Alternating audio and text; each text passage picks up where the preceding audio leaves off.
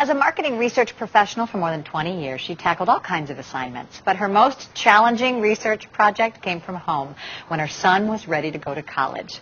Put me in, Coach, a parent's guide to winning the game of college recruiting. Dr. Laurie Richter has been through it, and she's now sharing the wealth of her knowledge. Thanks so much for being here. Thanks for having me. I know so many people have these questions, and I think you struggle especially with the idea of athletics versus academics when you're trying to choose a school. How do you decide?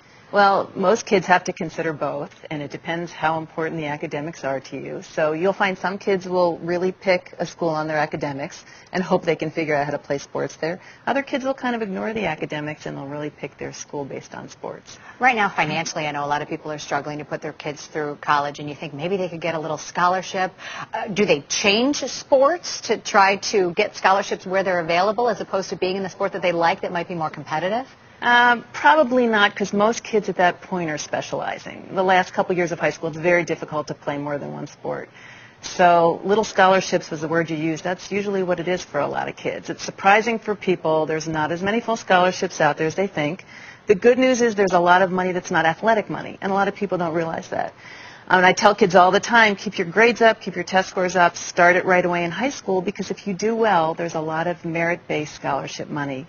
And you don't have to even play to get it. You know, if you decide to leave a team for some reason, that money continues. So one of the things I found so interesting in here is that you say it really is our job as parents, their job as a student, to market themselves. It's almost like applying for a job where you think sometimes that the recruiters are going to come to them. Right. Well, it's the number one thing I tell people. You have to do it yourself. The recruiters will come to them, but it's only a very small percentage of people that actually the recruiters come to. They all want the same kids. They're the kids, you know, at the top of the mountain.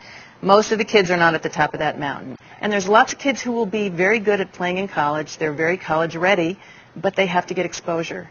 And that's the toughest part. How do you get yourself out there? So what do you do? What do you do to make your child stand out? Well, you do a lot of things.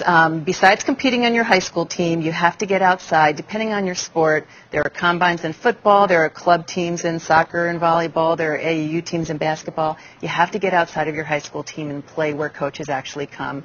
And you have to put all your information together and get it out there. And there's a lot of ways to do that. You can send it to coaches.